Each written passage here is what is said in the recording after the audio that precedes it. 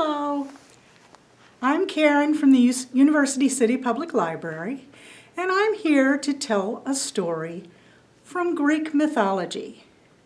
Now, this particular story I wasn't familiar with until I read the book Mythos by actor and author Stephen Fry. Now, Mythos is all about the Greek gods of Olympus.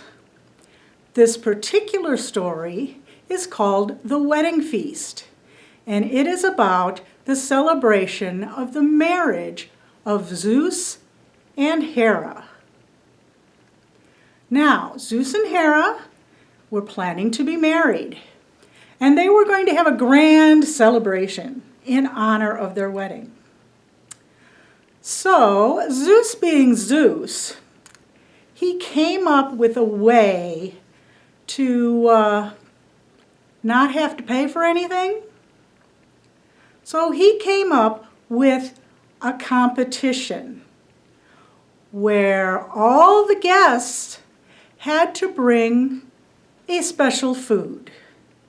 And they had to work hard on this food to make it the very best they could, so that Zeus and Hera could judge it and pick a winner.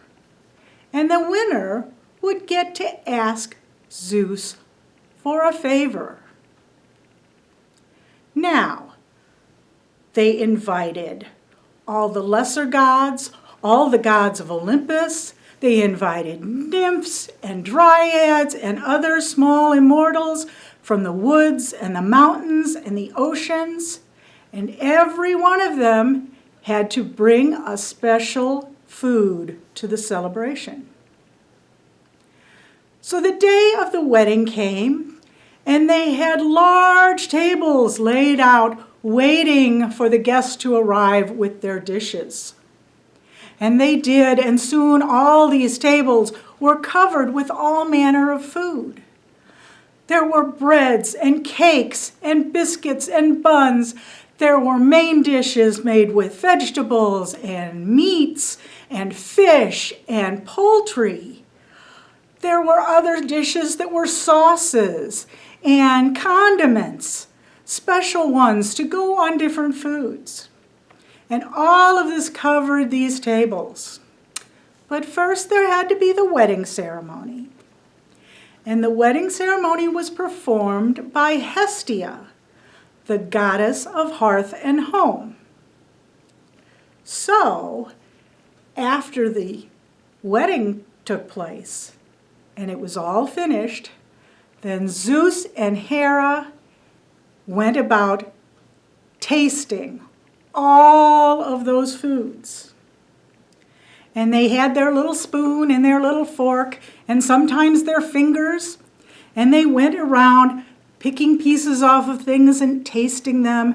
And when one of them would find something that they especially liked, they'd pass it to the other one and say, "Here, try this. I like this a lot." So Hera would find something and she would eat it and she'd say, "Oh, Zeus, you have to try this one." And Zeus would try it and say, "It's good, but it's not particularly something I like." And then a little farther down the line, he'd find something and he'd taste it and say, "Oh, this is delicious. Hera, you must try this." And she'd taste it and say, yes, it's good, but I don't know that it's the best." So they continued this way, going all down these big tables of food, tasting things, nibbling, taking bigger bites if it was something delicious, and trying every single one of them. In the meantime, all the guests are watching, and they're wondering who is going to win this competition. Finally, towards the end, Hera picks up a small jar of an amber liquid, and she looks at it, and she smells it, and she finally tastes it. And she says, "Oh, I taste flowers. This is sweet and it is wonderful. And it tastes like the blooms on all the plants. Zeus, you must try this." And he picks up the jar and goes, looks like pine resin. She says, no, it's not pine resin. Taste it. So he sticks a finger in and tastes it and says, that is very good. And I taste flowers too. And it's sweet. But it's not too sweet. This one stands a chance of winning. And he sets it back down.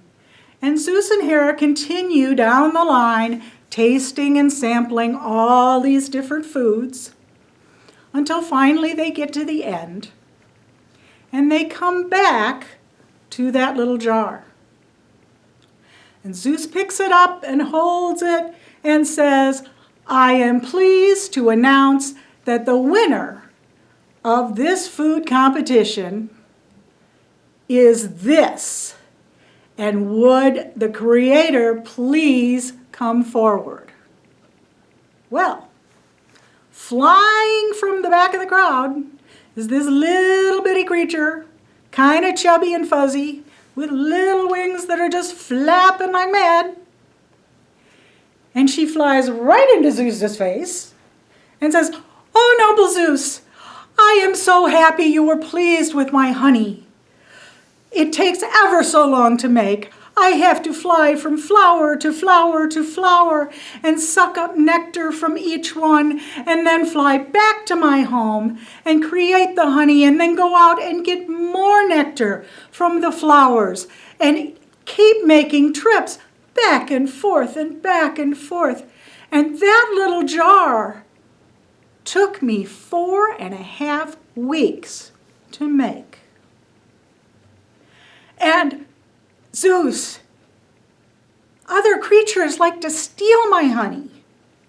And it just takes one big lick from a bear cub's tongue and weeks of work are gone. If you could give me some kind of way to protect the honey, some sort of weapon. You've given the scorpion a stinger in its tail. You've given the snake venom. But they don't produce anything useful. I am making this wonderful honey, but I can't protect it from being stolen. Can you please help me? Well, Zeus was kind of taken aback at this little thing getting right in his face. And he says, You impudent little creature! How dare you speak to me that way? What makes you think that I'm going to give you a weapon when your gift of this honey should be shared, not locked away and protected? But Zeus, you promised. Zeus thought a second and he said, Oh, no. What I promised was that you could ask a favor. I never said that I would grant that favor. Well, let me tell you something about Zeus. He was notorious for making promises, but they always had a loophole so he could get out of it. He would say he would do something, but there was always a catch. And if he decided he wasn't going to do it, then that catch came into play. So the little creature, who was a bee, of course, her wings drooped, and she looked very sad. And finally Zeus said, Okay, what I will grant you is help. I will create a whole swarm of other bees to come assist you, to go gather nectar and bring it back to you. And I will also give you a fatal weapon. The little bee perked up, and she was so happy. And she said, "Oh, Zeus, that would be wonderful." And he says, "But this weapon will cause pain to whoever you use it on. But to you, it will be fatal." And all of a sudden, there was a thunderclap, and the little bee, whose name was Melissa, I forgot to mention, the little bee started feeling something strange coming out of the end of her abdomen. And it was something pointy and sharp, and it poked out of her, and it was there. And Zeus says, "Now, that stinger that I have given you has a barb on the end. And any time you decide to use it, that barb is going to stick into whoever it is you stung. And when you try to fly away, it's going to pull out your insides and you will die." So, that is how bees became swarms that created lots and lots of honey, but it's also why the bee has a stinger that, if they use it, will kill the bee. Now, wasps don't have a stinger like that. They can sting and sting and sting. Nothing ever happens to them. The same with the scorpion. They can sting. They don't die from using their stinger.